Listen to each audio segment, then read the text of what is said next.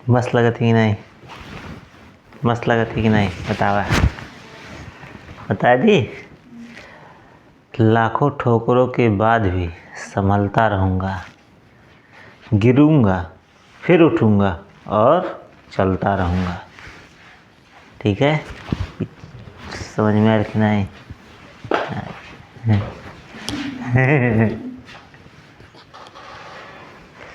चलिए,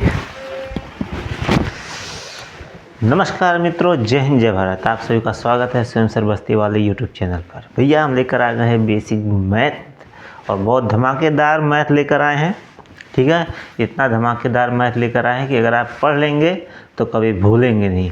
और कभी मैथ जो आपको समझ लीजिए इस तरीके से आ जाएगा, इस तरीके से आ जाएगा कि जब आप किसी को मैथ बताना शुरू करेंगे तो ज़मीन के अंदर से मुर्दा भी उठकर बोलेगा वाह वाह क्या मैथ है।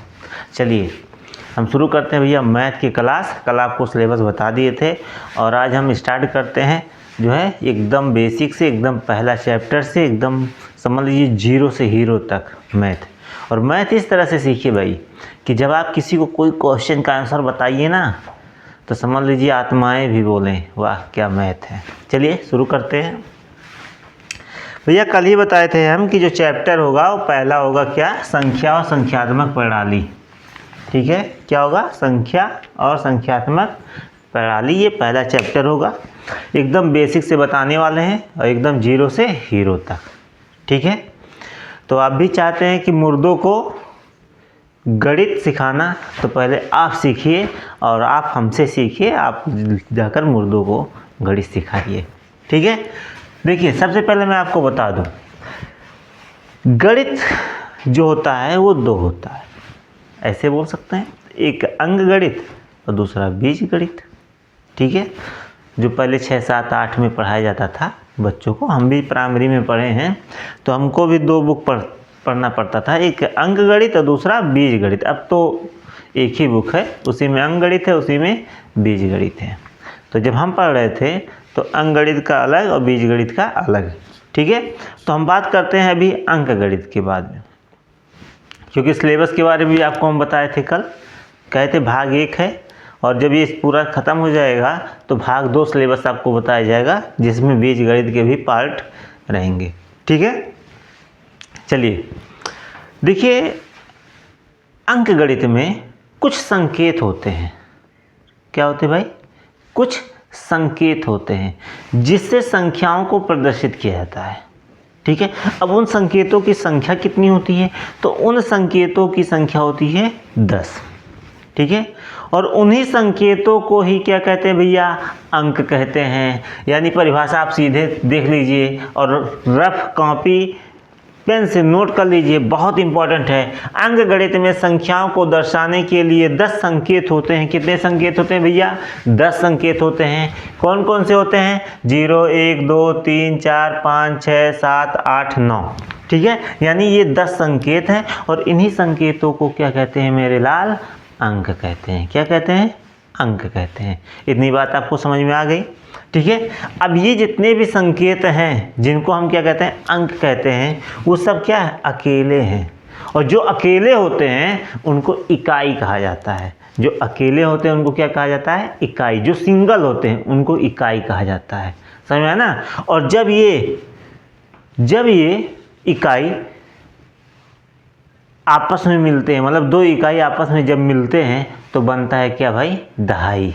जैसे मान लीजिए कि अगर 1 है, ठीक है, और 1 और 0, ठीक है, दोनों आपस में मिल गए तो हो गया भैया 10। और ये 10 दो हो गया क्या भाई? दहाई हो गया। क्या हो गया? दहाई। समझ में आया? तो इकाई जो है कौन से? 1 इकाई, 2 इकाई, 3 इकाई, 4 इकाई, 5 इकाई, 6 इकाई, 7 इकाई, 8 इकाई, 9 इकाई। जैसे प्राइमरी में आप पढ़ते थे पहले 1 इकाई, 2 इकाई, 3 इकाई करके 9 के बाद क्या आता था? ठीक है, दहाई आता था। तो समझ में आया ना? तो 1 से लेकर 9 तक ये सारे क्या है? इकाई हैं। ठीक है, और इन्हीं को हम क्या कहते हैं? अंक भी कहते हैं। समझ में आ गया होगा आपको? चलिए आगे बढ़ते हैं संख्याओं के प्रकार के बारे में। देखिए संख्याएं कई प्रकार की होती हैं जिसके बारे में आपको पढ़ाया गया होगा, विद्यालय में पढ़ाया गया होगा। ठीक है, समझ में आया ना?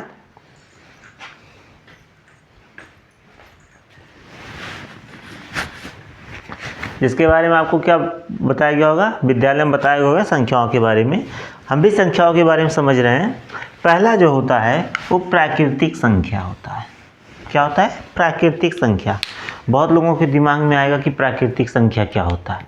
तो भैया 1 से लेकर अनंत तक, कहाँ से? 1 से लेकर, 1 से शुरू होने वाली सारी संख्याएं, 1 2 3 4 5 6 7 8 9, ठीक है, यानी जो संख्याएं 1 से शुरू होती हैं उनको प्राकृतिक संख्या कहा जाता है।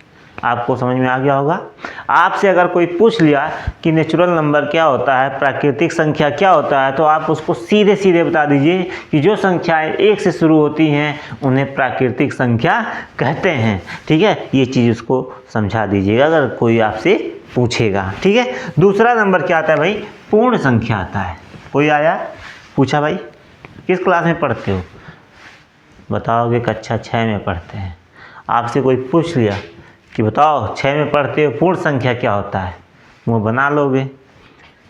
तो हमारा वीडियो देखो, ठीक है, और पढ़ो और तब उसको सही जवाब दे पाओगे।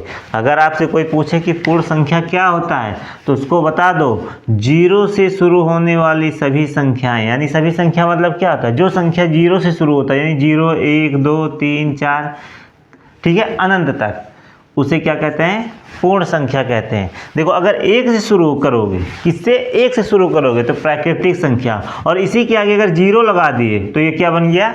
पूर्ण संख्या। मतलब क्या? प्राकृतिक संख्या 1 से शुरू होता है, पूर्ण संख्या 0 से शुरू होता है। ठीक है, इतनी बातें तो आपको समझ में आ गई होंगी। तो आपसे अगर कोई पूछे प्राकृतिक संख्या क्या होता है तो बता दो कि जब संख्या 1 से शुरू होती है तो प्राकृतिक संख्या, जब संख्या 0 से शुरू होती है तो पूर्ण संख्या। ठीक है, इतनी बातें आ गई आपको समझ में, कोई दिक्कत नहीं है। चलिए आगे बढ़ते हैं। अगला है क्या? पूर्णांक। क्या भाई? पूर्णांक। देखिए पूर्णांक जो होता है ये 2 होता है। कितने होते हैं? 2। पहला होता है क्या?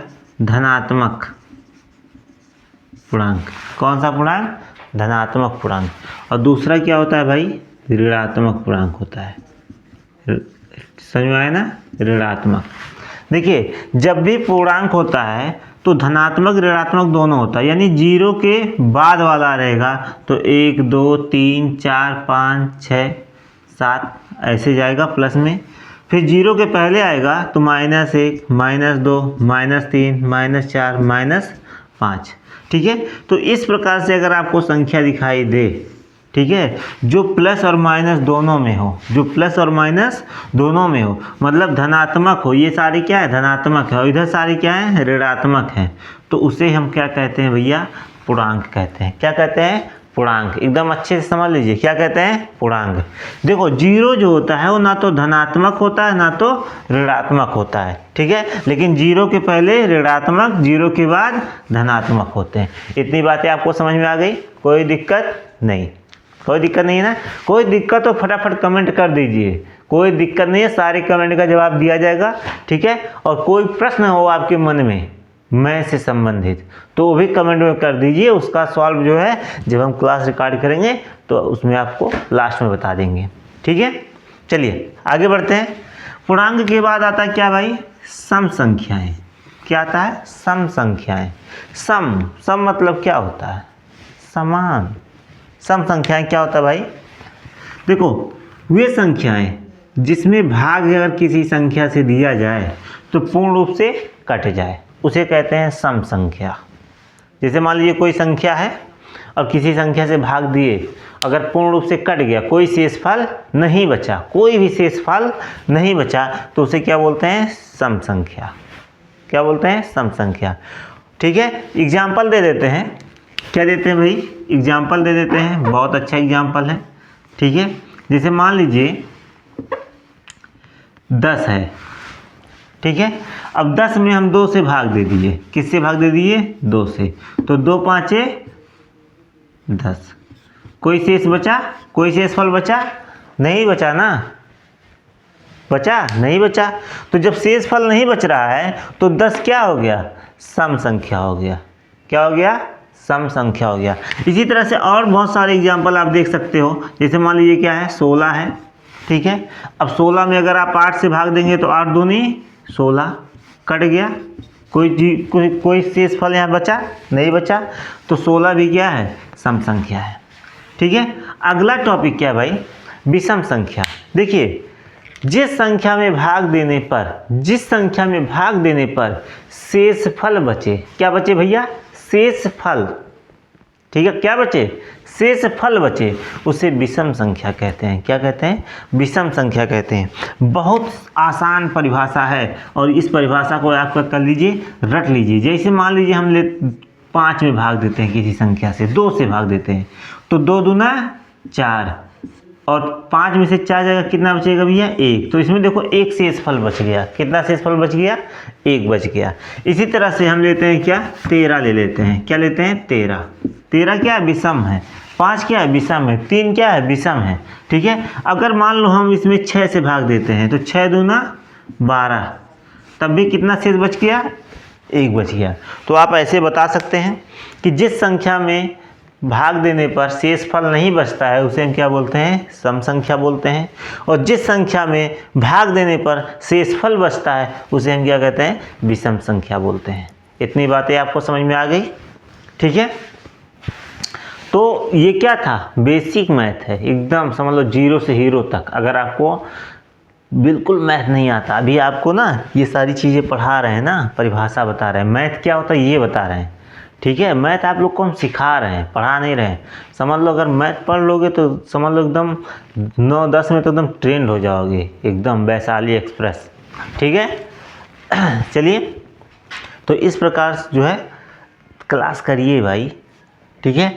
और आगे फिर जो है अगला क्लास आएगा, उसमें कुछ और विशेष बताएंगे और उसके बाद जोड़ घटाना गुणा भाग बताएंगे। एकदम समझ लो छोटे बच्चों वाला जोड़ गुणा भाग घटाना सब पढ़ाएंगे। भागना नहीं है, जब तक आएगा नहीं तब तक छोड़कर जाना नहीं है, ठीक है। चलिए, इसी के साथ लाइक कर दीजिए, कमेंट कर दीजिए, ठीक है। और अपने भाई को आशीर्वाद दे दीजिए। जय हिंद, जय भारत।